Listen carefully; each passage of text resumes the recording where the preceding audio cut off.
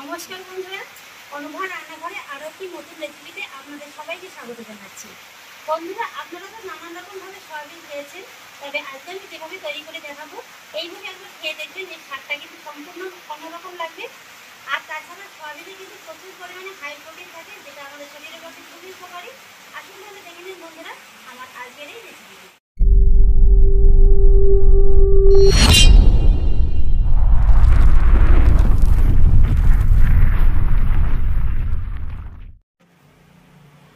বন্ধুরা, আজকের এই রেসিপিটির জন্য দেখুন আমি এখানে নিয়েছি 1 কাপ সয়াবিন।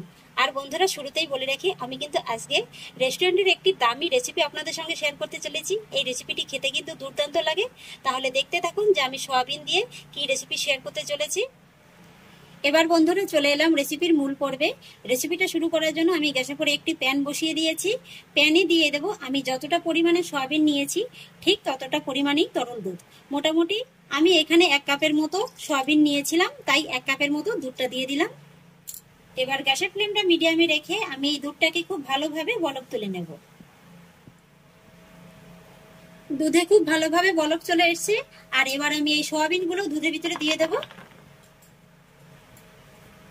তারপরে দুধের সঙ্গে সয়াবিনটাকে একবার ভালো করে মিশিয়ে দেব। মিশিয়ে দেওয়ার পরে এই দুধের সঙ্গে সয়াবিনটাকে মিডিয়াম ফ্লেমে 1 মিনিটের মতো ফুটিয়ে নেব। 1 মিনিট বাদেই এবার আমি আপনাদের দেখিয়ে দিচ্ছি। এই যে দেখুন বন্ধুরা, সয়াবিনটা কিন্তু দুধের সঙ্গে খুব ভালোভাবে ফুটে গেছে। ঠিক এই সময় গ্যাসের ফ্লেমটাকে অফ করে দেব। আর এইভাবে ঢাকা চাপা দিয়ে আমি 4 থেকে 5 মিনিটের মতো রেখে দেব। 5 মিনিটের মতো এইভাবে ঢেকে রাখলে কি হবে, দুধটা খুব ভালোভাবে সয়াবিনের ভিতরে ঢুকে যাবে। সেক্ষেত্রে কিন্তু সয়াবিনটা খুব সুন্দরভাবে ফুলে যাবে এবং জুসি হবে। 5 মিনিট হয়ে গেছে, ঢাকাটা তুলে নিচ্ছি। এই যে দেখুন বন্ধুরা, 5 মিনিটের ভিতরেই কিন্তু দুধটা সয়াবিনের ভিতরে খুব সুন্দরভাবে ঢুকে গেছে। এই যে দেখুন, সয়াবিনটাও কিন্তু খুব সুন্দর একেবারে নরম হয়ে গেছে। আর এই সয়াবিনটা কিন্তু 5 মিনিটের ভিতরে ঠান্ডাও হয়ে গেছে মোটামুটি, তাই এটাকে আর আলাদা করে ঠান্ডা করার প্রয়োজন নেই। তাই এবার আমি এই দুধের ভিতর থেকে সয়াবিনটাকে তুলে সরাসরি মিক্সার জারের ভিতরে দিয়ে দেব। সয়াবিনটাকে আমি মিক্সিং জারে তুলে নিয়েছি। আর এই যে এক্সট্রা দুধটা আছে বন্ধুরা, এটা কিন্তু ফেলে দেবো না, এটা কিন্তু পরে রান্নায় লাগবে। আর এবার আমি এই সয়াবিনটাকে মিক্সচারে পেস্ট করে নেব, তবে কিন্তু একেবারে মিহি পেস্ট করব না। অন অফ করে করে 3 থেকে 4 বারের মতো এইভাবে ঘুরিয়ে নেব। তারপরে আপনাদের দেখিয়ে দিচ্ছি। এই যে বন্ধুরা দেখুন, আমি সয়াবিনটাকে পেস্ট করে নিয়েছি। আমি শুরুতেই বলেছিলাম সয়াবিনটাকে কিন্তু খুব বেশি পেস্ট করা যাবে না। এই হাত দিয়ে ছিঁড়ে ছিঁড়ে নিলে যেরকম একটা ছিবড়া ছিবড়া হয় না, ঠিক সেরকমই কিন্তু ছিবড়া ছিবড়া করে নিতে হবে। আর আবারও বলছি, এটাকে কিন্তু 3 থেকে 4 বারের মতো মিক্সচারটাকে অন অফ করে করে এইভাবে ঘুরিয়ে পেস্ট করে নিতে হবে। রান্নার জন্য আমি গ্যাসের পরে যথারীতি আবারও প্যানটা বসিয়ে দিয়েছি। আর প্যানে দিয়ে দেব 1 বড় চামচ সরিষার তেল। আপনারা এই রান্নাটা সাদা তেলেও করতে পারেন। এবার তেলে ফোড়নে দিয়ে দেব 1/2 চা চামচ গোটা জিরে। আর দিয়ে দেব মিহি করে কুচিয়ে নেওয়া 1/2 চা চামচ আদা। সেই সঙ্গে দিয়ে দেব 4টি কাঁচা লঙ্কা। এবার আমি ফোড়নগুলোকে হালকা করে একটু ভেজে নেব। ফোড়নগুলো যখন এরকম একটু হালকা ভাজা হয়ে যাবে, তখনই আমি এর ভিতরে অ্যাড করব কুচিয়ে নেওয়া রসুন। এখানে আমি 5 থেকে 6 কোয়ার মতো রসুনটাকে কুচিয়ে নিয়েছি। রসুনটাকেও আমি এই ফোড়নের সঙ্গে হালকা করে একটু কষিয়ে নেব। সবকিছু যখন হালকা একটু ভাজা ভাজা হয়ে যাবে, তখন আমি এর ভিতরে অ্যাড করব বড় সাইজের একটি পেঁয়াজ কুচি। পেঁয়াজটাকেও কিন্তু আমি খুবই ছোট ছোট করে কুচিয়ে নিয়েছি। এবার পেঁয়াজটাকেও আমি এই ফোড়নের সঙ্গে হালকা ব্রাউন করে ভেজে নেব। পেঁয়াজটাকে দেখুন আমি সুন্দর একটা লাইট ব্রাউন করে ভেজে নিয়েছি। আর ঠিক এই পর্যায়ে গ্যাসের ফ্লেমটা একেবারে লোয়ে রেখে আমি এর ভিতরে অ্যাড করব 1 টেবিল চামচ বেসন। এই বেসনটা দেওয়ার কারণে কিন্তু রেসিপিটা খেতে দুর্দান্ত লাগবে। বেসনটা দেওয়ার সঙ্গে সঙ্গেই দেখবেন যে তেলের ভিতরে একটা ঝাঁকের মতো উঠছে। আর বেসনটা দিয়ে কিন্তু এই তেলের ভিতরে 1 থেকে 1.5 মিনিটের মতো এইভাবে লো ফ্লেমে ভেজে নিতে হবে। বেসনটা দিয়েও আমি 1 মিনিটের মতো ভেজে নিয়েছি। আর এবার আমি এর ভিতরে অ্যাড করব বড় সাইজের একটি টমেটো কুচি। টমেটোটাকেও আমি এই ফোড়নের সঙ্গে ভালো করে কষিয়ে নেব। বন্ধুরা আপনারা হয়তোবা ভাবতে পারেন যে দিদি ভাই সয়াবিন আর দুধ দিয়ে কি রেসিপি তৈরি করতে চলেছে। হ্যাঁ বন্ধুরা, এখন আমি আপনাদের বলেই দিচ্ছি, আর অপেক্ষায় রাখবো না। বন্ধুরা আজকে আমি আপনাদের তৈরি করে দেখাবো একেবারে রেস্টুরেন্টের স্বাদে ক্রিমি সয়া কিমা। এই রেসিপিটি খেতে কিন্তু বন্ধুরা দুর্দান্ত লাগে। খুবই কম খরচে আপনারা কিন্তু একেবারে রেস্টুরেন্টের স্টাইলে বাড়িতেই তৈরি করতে পারবেন। টমেটোটাকেও আমি ফোড়নের সঙ্গে ভালো করে কষিয়ে নিয়েছি। আর এবার আমি এর ভিতরে কিছু কিছু শুকনো মশলার উপকরণ অ্যাড করব। প্রথমেই দিয়ে দিচ্ছি হাফ চা চামচের একটু কম হলুদ গুঁড়ো, একই মাপে লাল লঙ্কার গুঁড়ো, হাফ চা চামচ জিরে গুঁড়ো, হাফ চা চামচ ধনে গুঁড়ো, আর দিয়ে দিচ্ছি হাফ চা চামচ গরম মশলা গুঁড়ো। এবার আমি এই শুকনো মশলাগুলোকে এই মশলার সঙ্গে একবার ভালো করে মিশিয়ে দেব। তারপর এর ভিতরে খুবই সামান্য একটু জল দিয়ে মশলাটাকে ভালো করে কষিয়ে নেব।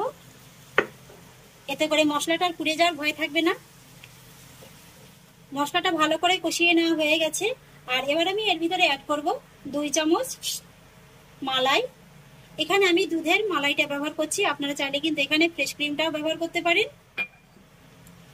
মালাইটাই মশলার সঙ্গে ভালো করে একবার মিশিয়ে দেব। তারপরে এর ভিতরে অ্যাড করব আমি যে দুধটা তুলে রেখেছিলাম সেই দুধটা। এই দুধের ভিতরে কিন্তু বন্ধুরা সুন্দর একটা ক্রিমি ক্রিমি ভাব আছে।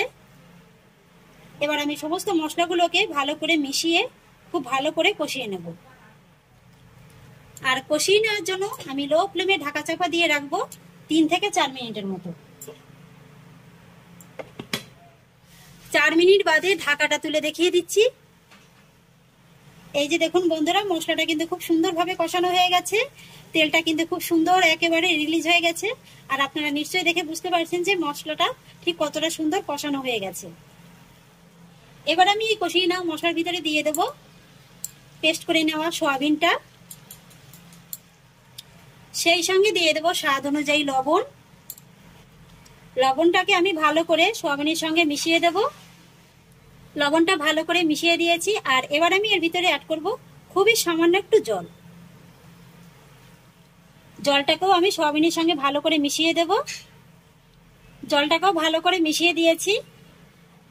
আর এবার গ্যাসের ফ্লেমটা লো মিডিয়ামে রেখে এইভাবে ঢাকা চাপা দিয়ে আমি 3 থেকে 4 মিনিটের মতো সয়াবিনটাকে রান্না করে নেব। 4 মিনিট বাদে ঢাকাটা তুলে নিচ্ছি। একবার নেড়ে চেড়ে দেব।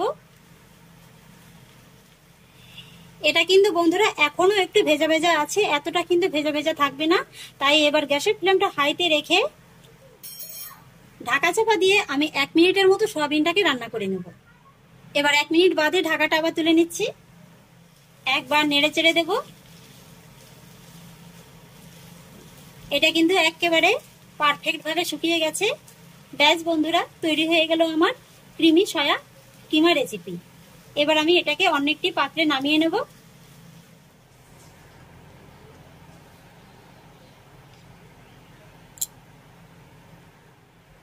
সয়া কিমাটাকে আমি একটা সার্ভিং ডিশে ঢেলে নিয়েছি। আর এবার আমি এর ফিনিশিং টাচটা দিয়ে দেবো, সেই জন্য একটা তড়কা ফোড়ন বানিয়ে নেব। আর তড়কা ফোড়নটা বানিয়ে নেওয়ার জন্য আমি একটি ডাব্বু হাতায় নিয়ে নিয়েছি 1 চামচের মতো ঘি।